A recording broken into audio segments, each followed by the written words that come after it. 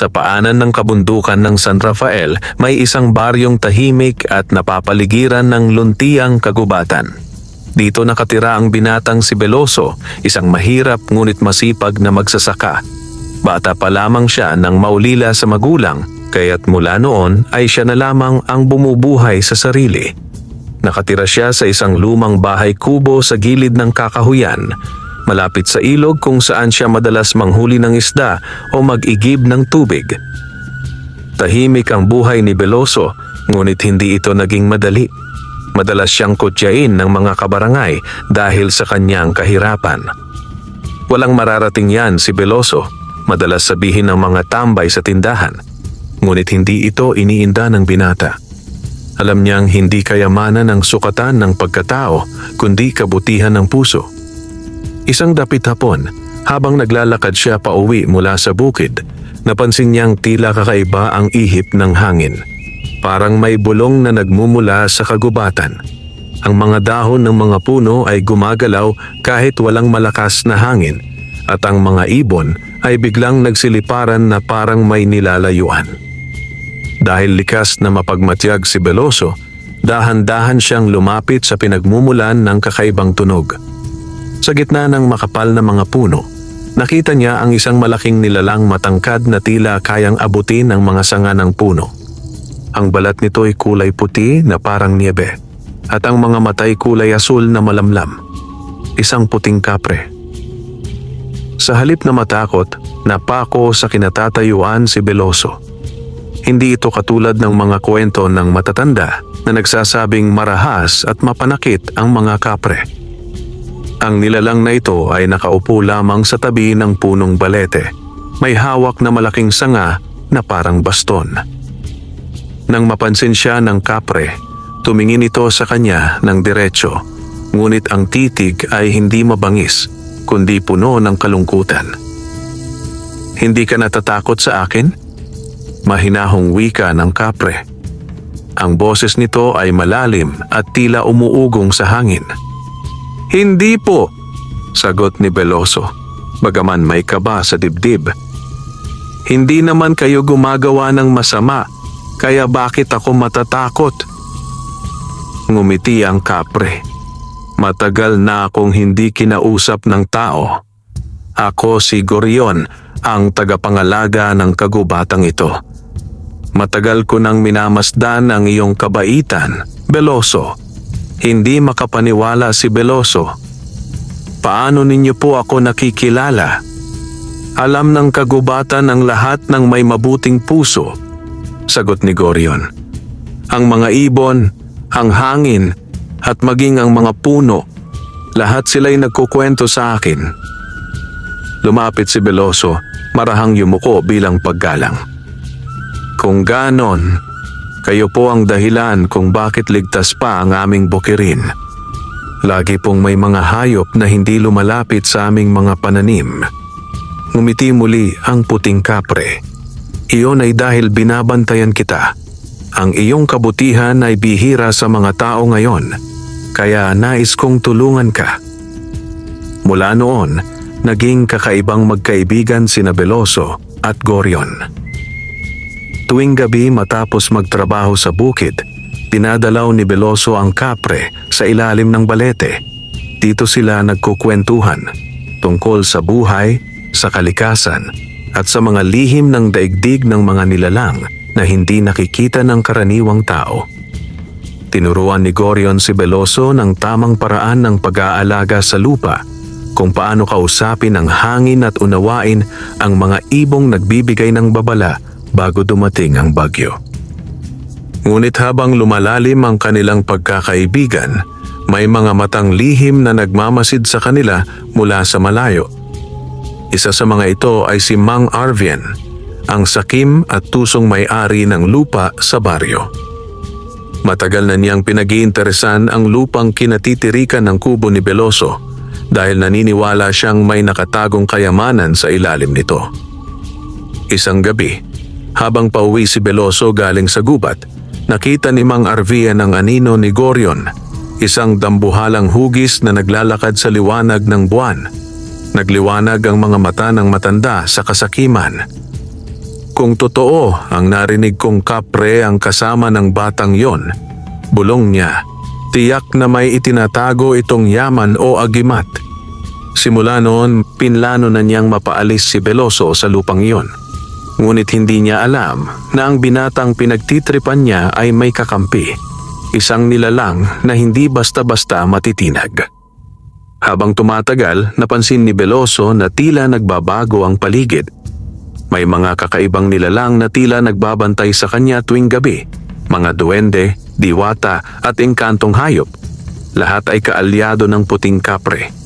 At sa puso ni Veloso, unti-unti niyang naiintindihan, hindi siya ordinaryong tao. May itinadhana sa kanya ang kalikasan. Ngunit kasabay ng paglalapit nila ni Gorion, mas dumarami rin ang mga taong nagnanais sirain ang ugnayang iyon dahil sa takot, inggit at kasakiman. At darating ang panahon na kailangan nilang ipaglaban hindi lamang ang kanilang pagkakaibigan, kundi pati ang kapayapaan ng buong kagubatan. Makalipas ang ilang araw, patuloy pa rin sa kanyang pang-araw-araw na gawain si Veloso. Maagang gumigising, nagtutungo sa bukid at nag-aalaga ng mga tanim. Ngunit sa kabila ng kanyang simpleng pamumuhay, napapansin niyang tila mas masigla at mas maganda ang tubo ng kanyang mga halaman. Ang mga palay ay malago, ang mga prutas ay nagiging higit sa karaniwan ang laki, at ang mga ibon ay tila nagdudulot ng kasayahan sa kanyang paligid. Hindi niya alam na tuwing gabi binabantayan siya ni Gorion, ang puting kapre. Minsan, mula sa itaas ng puno ng balete, tahimik lamang itong nagmamasid sa binatang kanyang itinuring na anak. Ang pusong gaya niya, wika ni Gorion sa hangin, ay dapat pangalagaan. Siya ay magiging sandigan ng mga nilalang ng kagubatan. Ngunit sa kabilang dako ng baryo, si Mang Arvien, ang mayamang may-ari ng maraming lupa, ay abala sa kanyang masamang balak. Sa loob ng kanyang malaking bahay, kasama ang kanyang katiwala na si Lito, nag-uusap silang dalawa habang umiinom ng alak. Sigurado ka bang may kapre sa lupang yon? Tanong ni Lito, bahagyang kinakabahan. Sigurado, tugon ni Mang Arvien sabay ngisi. Nakakita ako ng dambuhalang nilalang noong isang gabi. Kung makukuha ko ang lupa ni Veloso, tiyak may matatagpuan akong kayamanang iniiwan ng mga engkanto roon.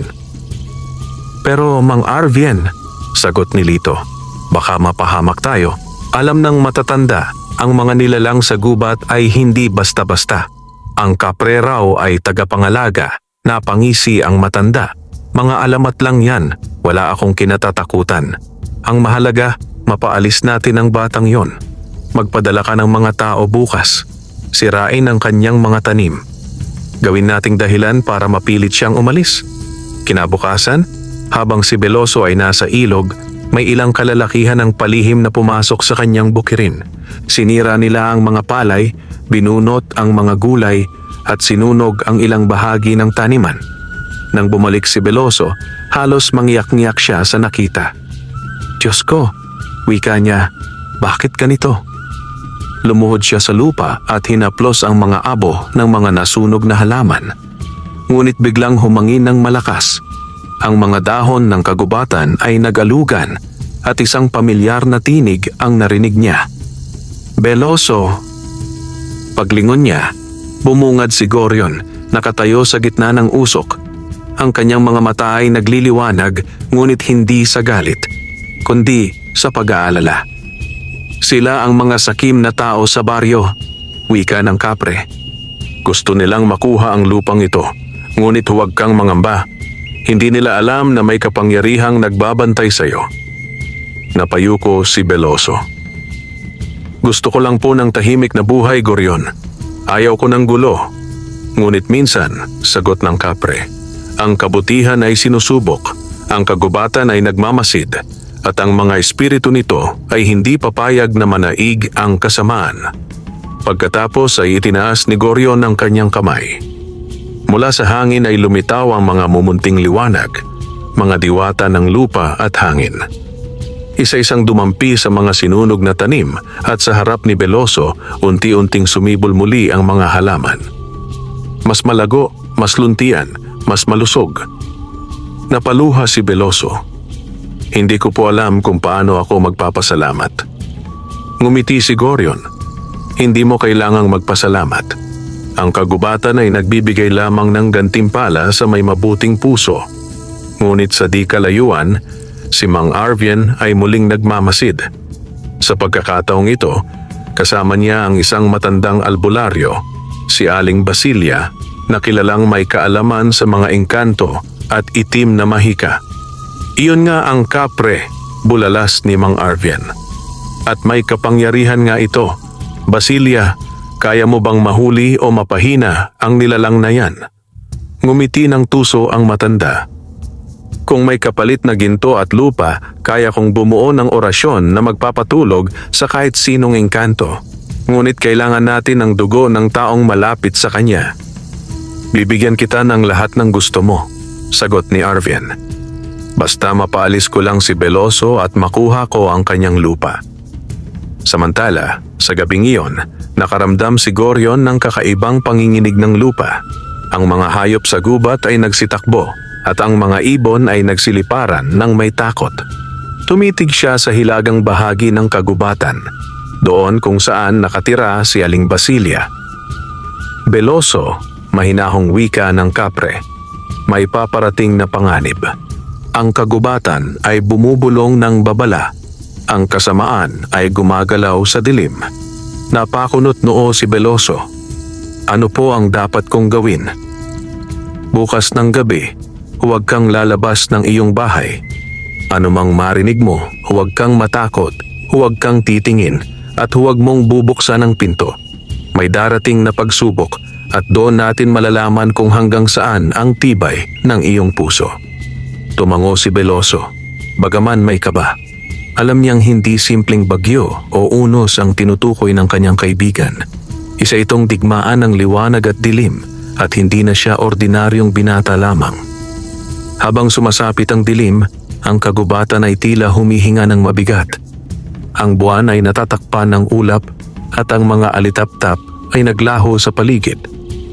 Sa malayo, sa ilalim ng puno ng kamagong, si Aling Basilia ay nagsimula ng mag-ukit ng mga simbolo ng pangkukulam sa lupa. At mula sa hangin, umalingaw-ngaw ang unang sigaw ng panganib. Lumubog na ang araw at dahan-dahang nilamon ng dilim ang buong baryo.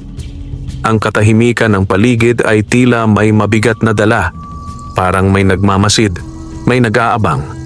Sa loob ng kanyang maliit na bahay kubo, si Veloso ay tahimik na nakaupo sa gilid ng kanyang papag. Katulad ng bilin ni Gorion, isinara niya ang lahat ng bintana at pinto at nagdasal ng taimtim. Ano man ang dumating ngayong gabi, bulong niya sa sarili, hindi ako lalabas. Sa labas, nagsimulang umihip ang malamig na hangin. Ang mga dahon ng kawayan ay nagkikiskisan at ang tunog nito ay tila mga bulong ng mga kaluluwang ligaw. Ang mga aso sa baryo ay naguunahan sa tahol at ang mga manok ay nagising kahit gabi. Mula sa kadiliman ng kagubatan, may gumagalaw, isang nilalang na balot sa usok at anino. Isa itong itim na nilalang na nilikha ng orasyon ni Aling Basilia, bunga ng kanyang masamang pangkukulam. Ang anyo nito ay walang muka, ngunit ang bawat hakbang ay nagiiwan ng abo sa lupa. Hanapin mo ang binatang nagtataglay ng biyaya ng kagubatan, utos ng matandang mangkukulam, habang hawak ang isang garapon ng dugo ni Veloso na nakuha nila kanina ng lihim. Ang kanyang dugo ang magpapatulog sa kapre. Samantala, sa gitna ng kagubatan, nakaramdam si Gorion ng matinding pag-uga ng lupa. Ang mga punong kahoy ay parang yumuyuko sa takot. Ang mga diwata ng hangin ay nagtipon-tipon at nagbigay babala. Gorion, sigaw ng isa. Ang dilim ay dumarating. Ang orasyon ni Basilia ay nagising na. Sa isang iglap, tumayo ang higanting kapre at itinaas ang kanyang kamay. Mula sa kanyang palad, nagliyab ang puting liwanag na tila apoy ng liwanag ng buwan. Tumitig siya sa direksyon ng bahay ni Veloso. Hindi kita pababayaan, anak ng kalikasan. Mahinahon, ngunit matatag niyang wika. Ngunit mabilis ang galaw ng dilim. Mula sa paligid ng bahay ni Veloso, nagsimulang pumasok ang malamig na hangin at kakaibang halakhak ng mga espiritu. Tumayo si Veloso, nanginginig ngunit buo ang loob. Diyos ko, bulong niya. Ito na ba ang babalang sinabi ni Gorion? Biglang nagliyab ang kanyang lampara kahit hindi ito sinindihan. Sa liwanag nito, nakita niya ang mga anino ng mga kamay na parang gustong abutin siya mula sa sahig. Dali-dali siyang umatras at sa takot ay napasigaw. Gorion, tulungan mo ako. Sa labas ng bahay, biglang dumagundong ang lupa. Sa bawat hakbang, parang yayanigin ang buong baryo. Hanggang sa isang liwanag ang bumalot sa paligid. Ang anyo ni Gorion, ang puting kapre, na naglalakad patungo sa kubo ni Veloso. Lumayo ka, nilalang ng kadiliman! Sigaw ni Gorion, sabay hampas ng kanyang baston sa lupa. Mula roon ay sumabog ang bughaw na liwanag at ang mga anino ay nagtilian sa sakit. Ngunit hindi basta-basta mawawala ang nilalang na gawa ng sumpa. Muling bumuo ito ng katawan, mas malaki, mas makapal ang usok at nagkaroon ng pulang mata. Hindi mo ako mapipigilan, tagapagbantay. Anito sa tinig na parang halakhak ng impyerno. Ang dugo ng iyong alaga ay hawak na namin. Nanlaki ang mga mata ni Gorion. Ang dugo ni Veloso, bulong niya. Ibig sabihin, nagamit nila ang kanyang dugo para sa orasyon. Kailangang maputol ko ang sumpa bago tuluyang malason ang kalikasan. Sa loob ng bahay, nanginginig si Veloso habang naririnig ang labanan sa labas. Ang lupa ay umuuga at ang mga bubong ay nagliliparan. Hindi na niya mapigilan ang sarili. Tumakbo siya palabas kahit alam niyang delikado. Paglabas niya, nakita niya si Gorion na nakikipaglaban sa dambuhalang anino. Ang bawat suntok ng kapre ay nagliliyab ng liwanag, habang ang nilalang naman ay nagbubuga ng itim na usok na tila lason. Ang hangin ay nagiging mabigat at ang mga puno ay unti-unting natutuyo. Gorion! Sigaw ni Veloso. Paano kita matutulungan? Lumayo ka, Veloso, sagot ng kapre. Huwag kang lalapit, ang sumpang ito ay para sa akin. Ngunit hindi nakinig si Veloso. Nakakita siya ng maliit na garapon sa lupa, ang garapon ng dugo na dala ni Aling Basilia. Kinuha niya ito at pinisil ng mahigpit hanggang sa mabasag ito sa kanyang kamay. Ang dugo ay tumulo sa lupa at mula roon ay sumiklab ang liwanag. Sa sandaling iyon, parang nasunog ang nilalang ng kadiliman. Nagliyab ito sa puting apoy at sumigaw ng napakalakas bago tuluyang naglaho. Pagkatapos ng labanan, tumigil ang hangin. Bumalik ang katahimikan. Si Gorion ay nakaupo sa tabi ni Veloso, hingal ngunit nakangiti. Ginawa mo ang tama, sabi ng kapre. Hindi ko akalain na ang lakas ng iyong loob ang siyang magpapatigil sa sumpa. Ang iyong kabayanihan ay naramdaman ng buong kagubatan. Ngunit bago pa makasagot si Veloso, biglang bumigat ang dibdib ni Gorion. Ang kanyang katawan ay unti-unting nagiging abo. Gorion, anong nangyayari sa iyo? Sigaw ng binata. Ang orasyon ay may kapalit. Mahina ngunit malinaw na sabi ng kapre. Upang tuluyang mawala ang dilim, kailangan kong magsakripisyo. Ngunit huwag kang malungkot, Veloso. Mananatili ako sa bawat puno, sa bawat hangin, at sa bawat buhay na iyong aalagaan. Mula sa kanyang palad, bumukas ang isang maliit na ilaw, isang butil ng liwanag na parang perlas. Ito ang aking diwa, dagdag ni Gorion. Itanim mo ito sa lupa ng iyong bukirin at magbabantay ako sa iyo magpakailanman. Pagkatapos ay tuluyan ng naglaho ang puting kapre, iniwan si Veloso na umiiyak sa gitna ng gabi. Ngunit sa kanyang mga luha ay may kasamang liwanag, isang panibagong pag-asa. Mula noon, nagbago ang lahat. Ang lupain ni Veloso ay naging pinakamasaganang taniman sa buong bayan. Ang mga hayop ay dumadayo upang manirahan sa paligid at ang mga tao ay nagsimulang humanga sa kanya. Ngunit sa puso ni Veloso may puwang na hindi na mapupunan. Ang pagkawala ng kanyang alagang kaibigan, si Gorion. Ngunit alam niyang hindi iyon paalam, kundi simula ng isang mas dakilang tungkulin, ang maging tagapangalaga ng kagubatan sa halip ni Gorion. At sa bawat ihip ng hangin sa dapit hapon, naririnig pa rin niya ang tinig ng kaibigan. Veloso, bantayan mo ang kalikasan, sapagkat ikaw na ang bagong tagapagbantay ng liwanag. Pagsikat ng araw, unti-unting bumalik ang liwanag sa buong kagubatan. Ang mga ibon ay muling nag-awitan at ang malamig na hamog ay dahan-dahang natutuyo sa mga dahon ng palay. Ngunit sa gitna ng kagandahang iyon, si Veloso ay nakaluhod pa rin sa lupa. Yakap-yakap ang butil ng liwanag na iniwan ni Gorion, ang diwa ng kanyang kaibigan at tagapangalaga. Tahimik siyang lumuhod at nagdasal. Gorion, hindi ko po alam kung paano ko sisimulan muli, pero ipinapangako kong hindi ko hahayaang masira ang kagubatang ito. Itatanim ko ang inyong alaala upang patuloy na mamuhay ang kabutihan. Sa tulong ng mga diwatang tagapagbantay ng lupa, tinanim ni Veloso ang maliit na butil sa gitna ng kanyang bukirin. Sa bawat dampi ng araw, tila may liwanag na nagmumula sa lupa. At sa loob lamang ng ilang oras, sumibol mula roon ang isang kakaibang halaman, isang punong puting balete, mas maliwanag kaysa alinmang halaman sa paligid. Ang mga dahon nito ay kumikislap na parang pilak at mula sa ugat ay dumadaloy ang malamig na simoy ng kapayapaan. Habang pinagmamasdan ni Veloso ang bagong sibol na puno, bigla niyang narinig ang boses ni Gorion, mahina ngunit malinaw, tila mula sa hangin.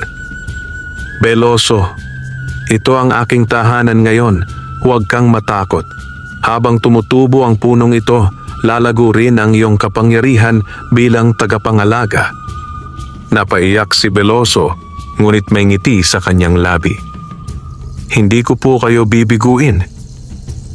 Habang lumalago ang punong iyon, kumalat ang balita sa buong baryo tungkol sa himalang nangyari sa lupa ni Veloso. Mabilis itong nakarating sa tenga ni Mang Arvien.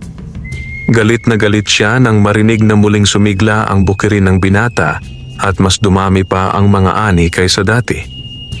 Imposible! Nilason na natin yon! Sigaw niya sa mga tauhan. Kung hindi napatay ang kapre, may tinatagong agimat ang batang yon. At gusto kong makuha iyon. Tinawag niya si Aling Basilia, ang matandang mangkukulam. Ngunit pagdating niya sa bahay nito, ang lugar ay wasak at puno ng abo. Ang matanda ay natagpuan nilang patay, nakayuko sa sarili niyang altar, tila nalunod sa sarili niyang sumpa. Isa sa mga tauhan ni Mang Arvien ang nagsabi, Mang Arvien, baka po kabayaran niyan ng ginamit niyang kulam laban sa kapre. Ngunit hindi siya nakinig. Sa halip, lalo siyang nauhaw sa kapangyarihan. Kung totoong ang may agimat sa lupa ni Veloso, makukuha ko yan.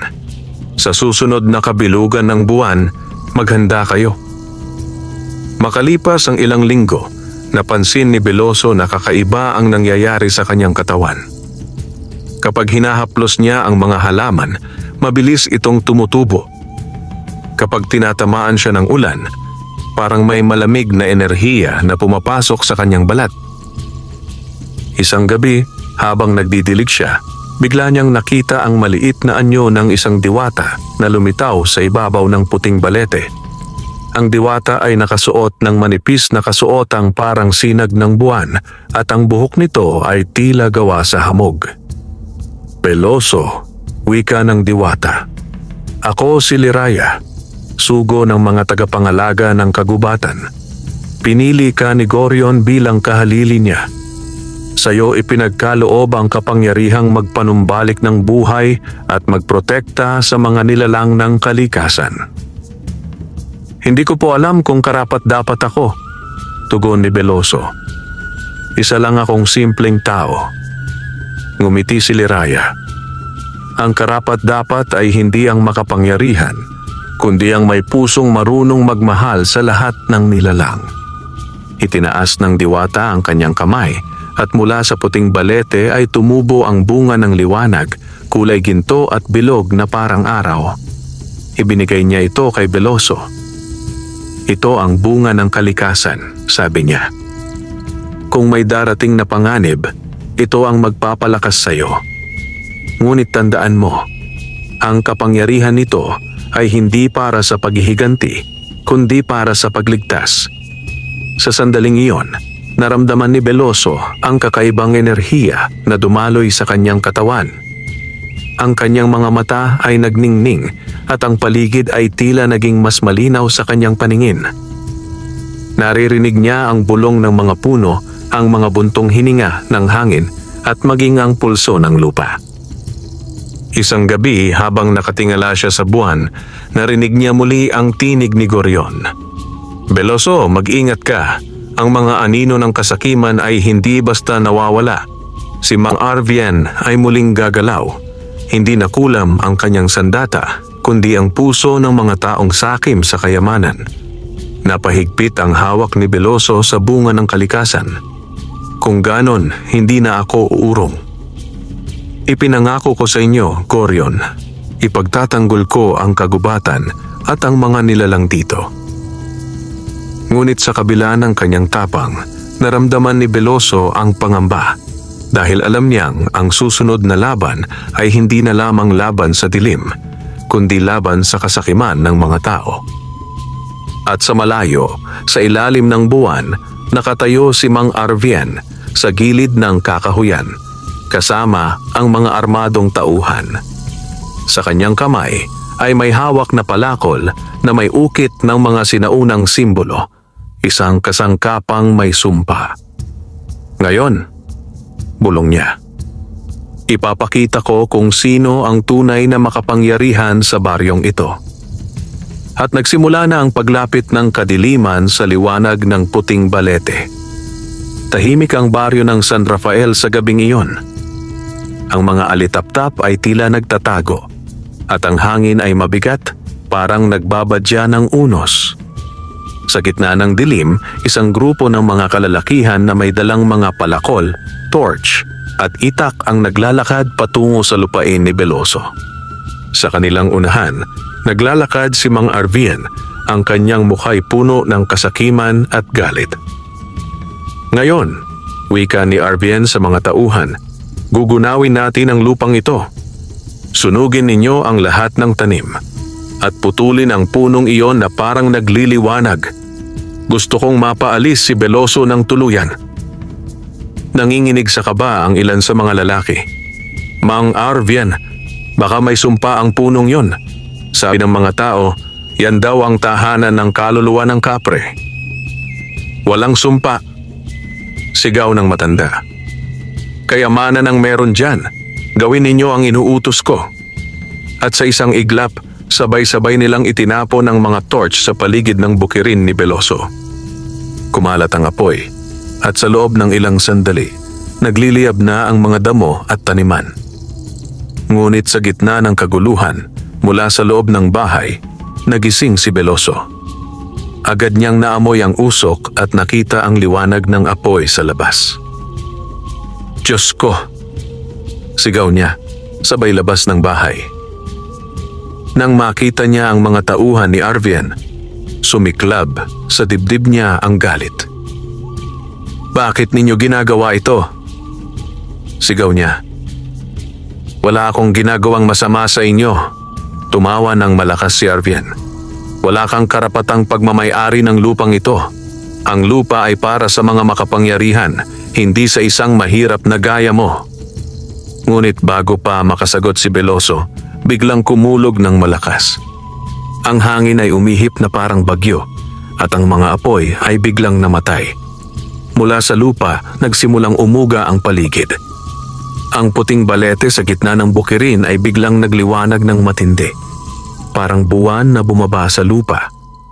Ang mga ugat nito ay kumalat at tila nabubuhay, gumagapang sa lupa at pumapalibot sa mga tauhan ni Arvian. "Anong nangyayari?" sigaw ng isa. "Hawak ako ng mga ugat, tulungan niyo ako." Ngunit walang makagalaw.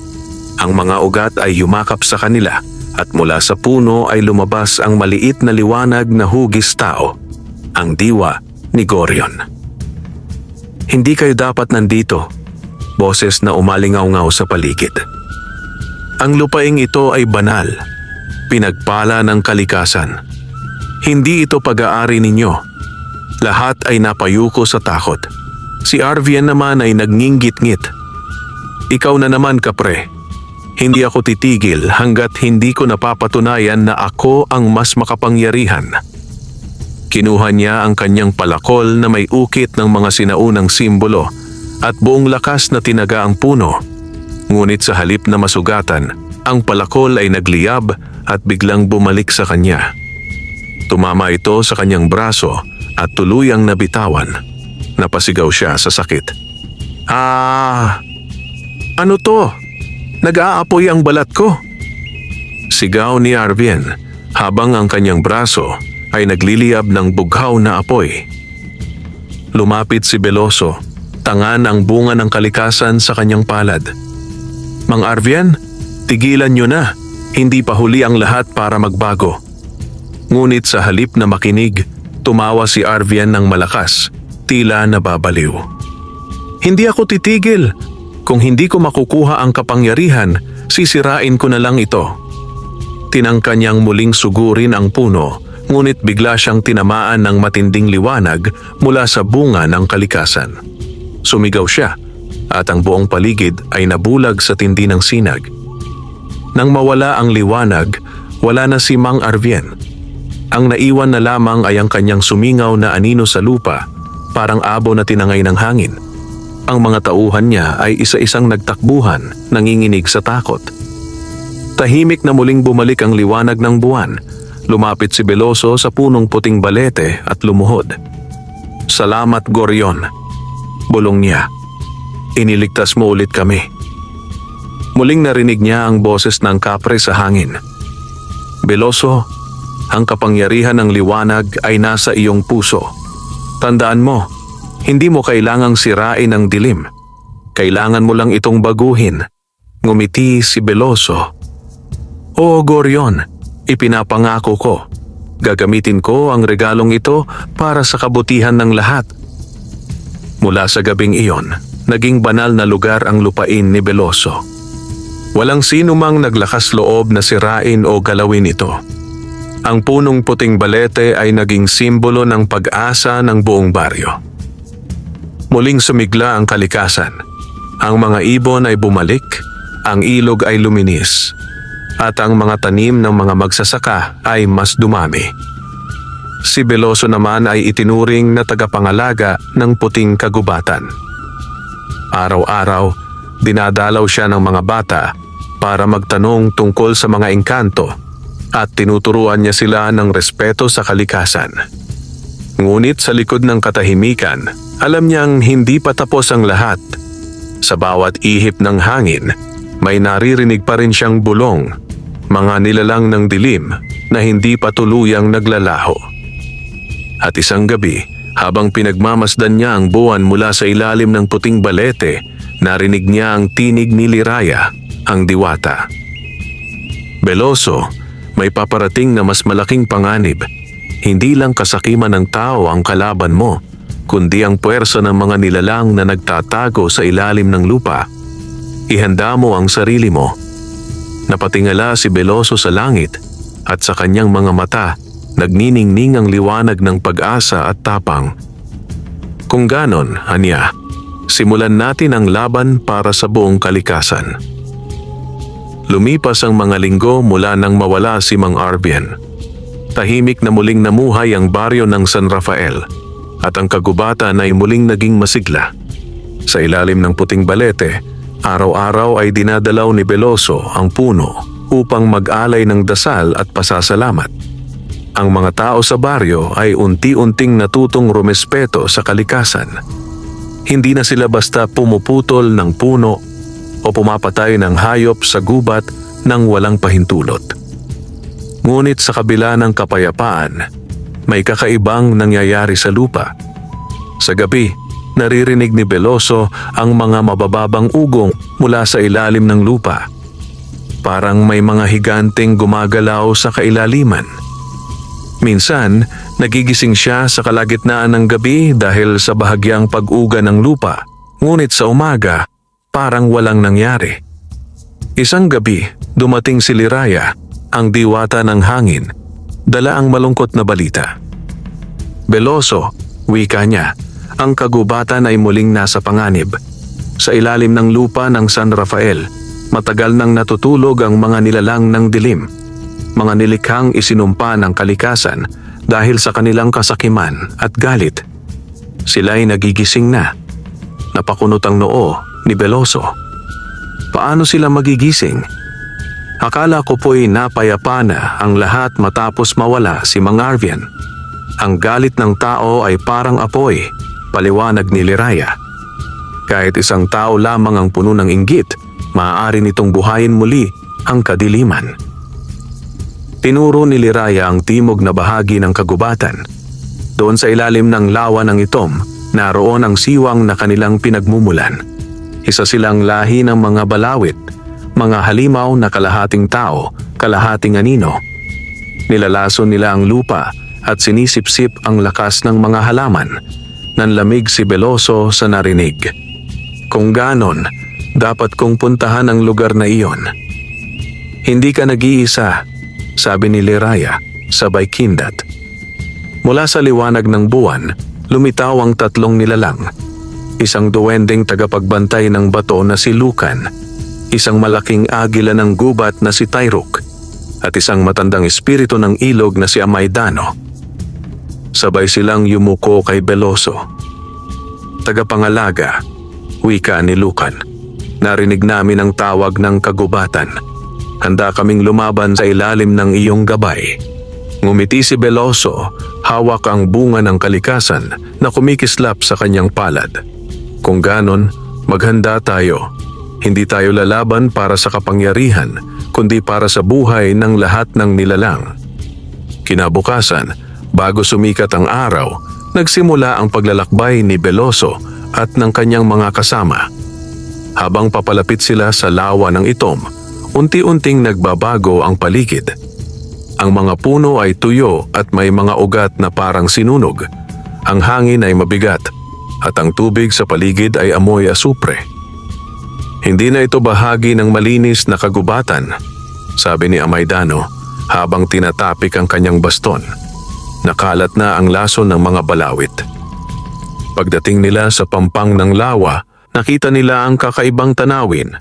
Ang tubig ay kulay abo at sa gitna nito ay may umiikot na itim na usok na parang buhawi. Sa ilalim ng tubig, may mga aninong gumagalaw, malalaki at may mga mata na pulang-pula. Veloso, bulong ni Liraya, narito sila. Mula sa gitna ng lawa, biglang sumabog ang tubig at lumabas ang tatlong nilalang na kahawig ng tao, ngunit may balat na parang bato at mata na nagliliyab sa pula.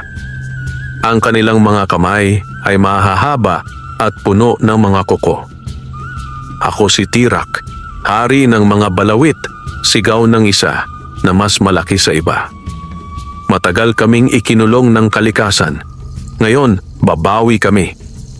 Sisipsipin namin ang lakas ng punong iyon na tinatawag ninyong banal. Tumindig si Veloso. Habang ako ang tagapangalaga, hindi ninyo masisira ang puting balete.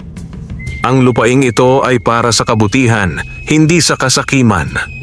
Ngunit nagtawanan ang mga balawit. Isang tao lang laban sa amin? Sabay-sabay nilang sabi. Hindi mo alam kung gaano kalalim ang aming ugat sa dilim. Itinaas ni Veloso ang kanyang kamay at mula sa lupa ay tumubo ang mga ugat ng mga puno, mga baging na kumapit sa mga halimaw. Lumipad si Tyrok, ang agila. at inatake ang mga mata ng isa. Habang si Lucan ay nagpakawala ng liwanag mula sa kanyang baston na gawa sa jade. Ngunit napakalakas ng mga balawit. Ang isa ay tinamaan ng ugat ni Veloso, ngunit nagawang punitin ito at bumuga ng itim na usok na nagpalambot sa lupa. "Veloso!" sigaw ni Liraya. "Gamitin mo ang bunga ng kalikasan. Ipanawagan mo ang liwanag ni Gorion." Hawak ang gintong bunga, pinikit ni Veloso ang kanyang mga mata at nagdasal. "Gorion, kung naririnig mo ako, gabayan mo ako ngayon." Biglang kumulog. Mula sa langit ay bumaba ang isang liwanag na parang kidlat at tumama sa kanyang palad.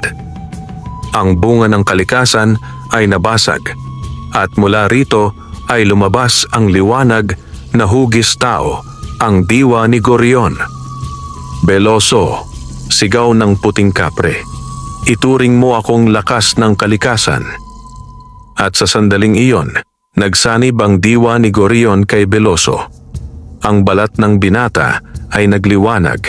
Ang kanyang mga mata ay kumikislap sa bughaw na liwanag at mula sa kanyang likod ay lumabas ang mga sanga ng puting balete na parang pakpak. Tumitig siya sa mga balawit at sumigaw, "Sa ngalan ng liwanag ng lupa at kalikasan, bumalik kayo sa ilalim." Tumama sa lupa ang kanyang kamay at mula roon ay umusbong ang puting liwanag na parang apoy. Natupok nito ang mga balawit at ang kanilang sigaw ay umalingaw-ngaw hanggang sa tumahimik ang paligid. Nang matapos ang labanan, muling tumahimik ang lawa. Unti-unting naging malinaw ang tubig at ang mga isda ay muling nagsilabasan. Ang lupa ay bumalik sa pagiging luntian at ang hangin ay naging sariwa muli. Si Veloso ay napaluhod. Hingal ngunit nakangiti. Lumitaw si Liraya at ngumiti. "Nagtagumpay ka, Veloso. Hindi lang bilang tagapangalaga, kundi bilang anak ng kalikasan." Ngunit napansin ni Lucan na unti-unting naglalaho ang liwanag sa katawan ni Veloso. "Veloso!" Ang diwa ni Gorion. "Nawawala." Ngumiti ang binata. "Hindi siya nawawala, Lucan. Nasa puso ko na siya. At sa bawat dahon, sa bawat ihip ng hangin, nariyan siya." Tumayo si Veloso at tumingin sa silangan kung saan sumisikat ang araw. Panibagong umaga, anya. Panibagong buhay para sa kagubatan.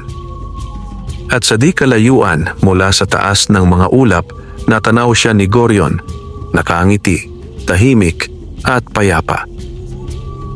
Pagkatapos ng labanan sa lawa ng Itom, bumalik ang liwanag sa kagubatan ng San Rafael. Ang mga punong dating tuyo ay muling nagsipagsibol at ang hangin ay naging malamig at mabango. Maging ang mga hayop na dating nagtatago ay nagsibalikan. Ang mga usa, ibon at kuneho ay muling naglaro sa mga damuhan. Si Veloso, pagod man at may mga sugat sa katawan, ay nakangiting nakaupo sa tabi ng ilog. Katabi niya si Liraya na nag-aalay ng bulaklak sa tubig bilang pasasalamat sa mga espiritu ng kagubatan. "Veloso," wika ni Liraya habang nakatingin sa ilog, "ang ginawa mo ay hindi lamang nagligtas sa kagubatan. Binuhay mo rin ang diwa ng balanse sa buong paligid. Maging ang mga engkanto sa karatig bundok ay nararamdaman ng pagbabago." "Hindi ko po magagawa ito kung hindi dahil sa tulong ninyo," sagot ni Veloso.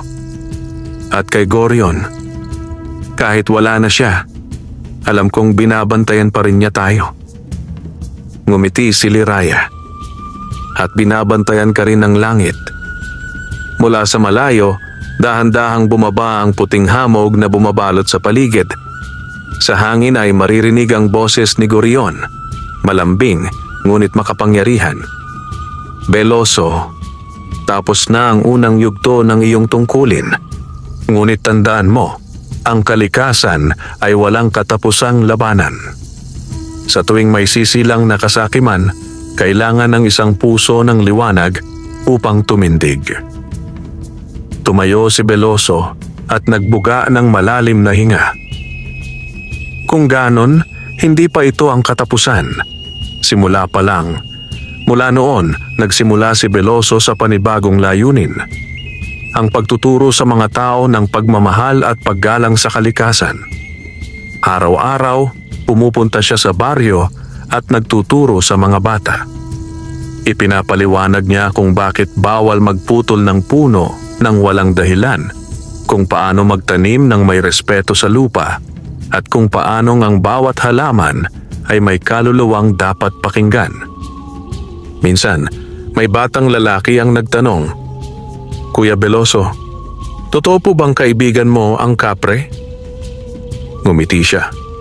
"Oo, ang kapre ay hindi laging masama.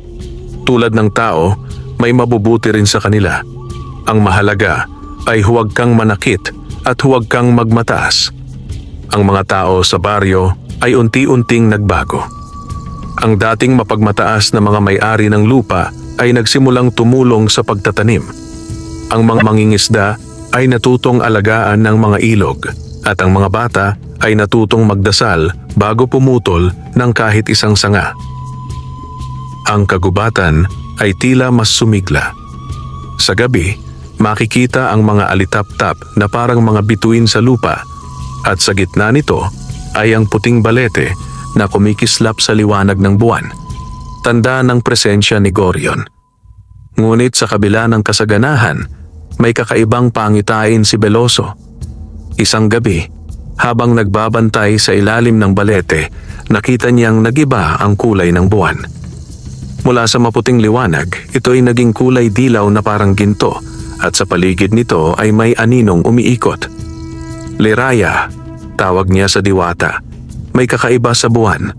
Ano ang ibig sabihin nito? Lumabas si Liraya mula sa liwanag ng puno. Ang kanyang muka'y puno ng pag-aalala. Iyan ang senyales ng pagbangon ng mga nilalang sa itaas ng ulap, ang mga silakbo ng hangin, mga espiritong dating pinatapon dahil sa kanilang pagnanais na maging Diyos ng mga bagyo. Sila'y matagal ng galit sa mga tagapangalaga ng lupa. Mga espiritu ng hangin? Tanong ni Veloso. Kung ganon, hindi sila kalaban ng mga balawit? Hindi, sagot ng diwata. Mas mapanganib sila. Ang mga balawit ay halimaw ng lupa, ngunit ang mga silakbo ay kapangyarihan ng panahon mismo. Kapag sila'y bumaba, kayang nilang paibabawi ng unos sa buong rehiyon. Tumitig si Veloso sa langit. Kung ganon, kailangan kong ihanda ang lahat. Hindi ko hahayaang mawasak ulit ang kagubatan. Ngumiti si Liraya, bagaman may takot sa kanyang mga mata. Hindi mo kailangang harapin silang mag-isa. Ang mga diwata ng hangin, ilog at bundok ay tutulong sa'yo. Ngunit tandaan mo, ang laban mo ngayon ay hindi lang laban sa mga nilalang ng dilim. Laban ito sa mga taong muling nakakalimot sa aral ng kalikasan. Pag-uwi ni Veloso sa kanyang kubo, nakatulog siya agad dahil sa pagod. Ngunit sa kanyang pagtulog, napanaginipan niya si Gorion. Nakita niyang muli ang higanting kapre, nakaupo sa ilalim ng isang matandang puno, nakangiti. "Veloso," sabi ni Gorion, "ang lakas ng liwanag ay hindi nasusukat sa kapangyarihan, kundi sa pagpapatawad. Huwag mong hayaang lamunin ng galit ang iyong puso, kahit pa ang kalaban mo ay mula sa langit." "Paano ko po malalabanan ang mga espiritu ng hangin kung hindi ako gagamit ng lakas?" tanong ng binata. "May mas makapangyarihan kaysa sa lakas," sagot ni Gorion. "Ang awa." Pagkagising ni Veloso, napaisip siya. Ang mga salitang iyon ay tumatak sa kanyang isip. Ang awa, iyon ang tunay na liwanag. Kinabukasan, habang nagtatanim ang mga tao sa baryo, biglang dumilim ang langit kahit umaga pa lamang. Ang hangin ay umihip ng malakas at ang mga ulap ay bumuo ng hugis, parang dambuhalang muka na nakatingin pababa sa lupa. "Veloso!" sigaw ni Liraya habang lumitaw mula sa hangin. Dumating na ang una sa kanila, ang silakbong hangin ng Hilaga, si Apolan. Sa taas ng ulap, bumaba ang isang nilalang na yari sa hangin at kidlat. Ang kanyang mga mata ay kumikislap sa bughaw na liwanag at ang boses niya ay parang kulog. Beloso, tagapangalaga ng lupa, hindi mo kayang pigilan ang galit ng langit, sigaw ng nilalang. Isusuko mo ang balete o lulunurin ko sa unos ang buong baryo. Ngunit tumindig si Beloso, tanga ng sanga ng balete sa kanyang kamay na ginawang baston. Kung gusto mong wasakin ang lupa, kailangan mo munang daanin sa akin. Muling nag-umugong ang hangin. Ang mga ulap ay kumulog at kumidlat at sa gitna ng alon ng hangin at ulan, nagsimula ang bagong digmaan, ang laban ng tagapangalaga ng lupa laban sa hari ng hangin. At sa gitna ng bagyo, kumikislap ang puting liwanag ng balete, ang huling tanglaw ng kalikasan laban sa galit ng langit. Kumulog ng malakas. Ang buong kagubatan ay tila yumanig. Ang mga puno ay yumuko sa tindi ng hangin at ang lupa ay unti-unting nabubunot sa lakas ng unos. Sa gitna ng lahat ng ito, nakatayo si Beloso, tangan ng kanyang baston na gawa sa sanga ng puting balete, habang sa ulap ay bumaba ang nilalang ng hangin, ang silakbong hangin ng Hilaga, si Apolan. Ang kanyang katawan ay gawa sa ulap at kidlat, ang mga mata ay kumikislap na bughaw, at bawat salita niya ay may kasamang dagundong. Beloso! Sigaw ni Apolan. Ang mga tagapangalaga ng lupa ay matagal nang nakalimot sa batas ng langit. Ang kagubatan, ang bundok, at ang mga ilog, lahat iyan ay nilalang ng hangin at tubig. Ngayon, kukunin ko muli ang dapat ay sa amin. Tumindig si Beloso, kahit tinatamaan ng ulan at hangin. Hindi mo pag-aari ang lupa, Apolan. Ang kalikasan ay hindi pag-aari ng langit o ng lupa. Ito ay balanse, at iyon ang nakalimutan mo. Tumawa ang nilalang ng hangin. Balanse? Paano magkakaroon ng balanse kung ang mga tao ay unti-unting sinisira ang mundo? Kung gayon, buburahin ko silang lahat upang muling magsimula. Itinaas ni Apolan ang kanyang mga kamay at mula sa ulap ay bumaba ang mga espiritu ng unos, mga aninong may pakpak na gawa sa hangin at mga mata ng kidlat. Isa-isa silang bumaba sa kagubatan, winawasak ang mga punong lumalaki at nilalason ang lupa sa kanilang paglipad. Hindi ko hahayaan, sigaw ni Beloso. Itinaas niya ang kanyang baston at mula sa ilalim ng lupa ay sumibol ang mga ugat ng balete, umiikot sa hangin at bumabalot sa mga espiritu. Ngunit sa bawat tali, ang mga nilalang ay nagiging usok at muling nabubuo. Liraya, na lumabas mula sa liwanag ng buwan, ay lumapit kay Beloso. Hindi mo sila matatalo sa lakas, Beloso. Sila ay walang laman, gawa sa hangin. Kailangan mong gamitin ang puso ng kalikasan. Puso ng kalikasan, bulong ni Beloso. Naisip niya ang mga turo ni Gorion. Ang awa ang tunay na liwanag. Pinikit niya ang kanyang mga mata at sa gitna ng unos ay nagdasal siya. O kalikasan, o hangin, o ulan. Kung ito ang galit ng langit, hayaang maunawaan ko ang kanyang sakit. Sa isang iglap, ang ulan ay tumigil. Ang hangin ay humina. Ang ulap ay kumulay ginto. Si Apolan ay natigilan. Sa unang pagkakataon, nakaramdam siya ng katahimikan. Bakit mo pinatigil ang unos? Tanong ni Apolan. Bakit hindi ka lumalaban? Tumingin si Beloso sa kanya. Dahil hindi kita kaaway. Ang galit mo ay galing sa sakit, sa panlilinlang ng mga taong sumira sa kalikasan. Pero hindi lahat ay masama. May mga tao pa ring nagmamahal sa mundo. Hayaan mong ipakita ko sa iyo.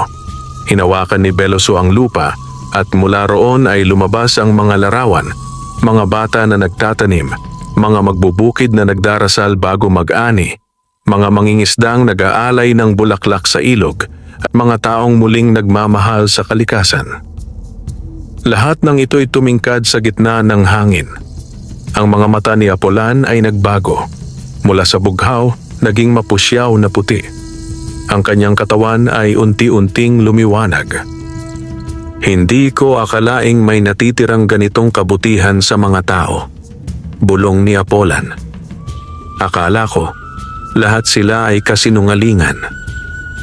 Hindi pa huli, sabi ni Veloso. Hindi kailanman huli ang kalikasan para maghilom. Lumuhod si Apolan at mula sa kanyang katawan ay bumaba ang liwanag na parang ulan ng ginto. Ang mga sugatang puno ay gumaling. Ang mga sirang lupa ay muling tumubo ng damo at ang kagubatan ay sumigla muli. Sa huling sandali, tumingin si Apolan kay Veloso. Tagapangalaga, ipapangako ko, mula ngayon, babantayan ng langit ang iyong mga pananim. Ang hangin ay magiging iyong kakampi. Ngumiti si Veloso, at ang lupa ay magiging tahanan mo, Apolan. Biglang lumakas ang liwanag sa langit. Ang mga ulap ay naghiwalay at sa itaas ay bumukas ang bilog na liwanag na parang pinto. Mula roon ay bumaba ang malambot na tinig ng mga espiritu ng hangin.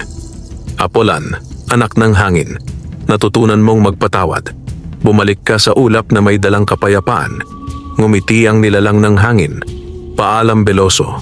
Hanggang sa muli. At sa isang iglap, naging alon ng hangin si Apolan at naglaho sa himpapawid. Kinabukasan, maliwanag ang araw. Wala ni isang bakas ng bagyo. Ang buong baryo ay ligtas at ang mga tao ay nagpasalamat kay Veloso.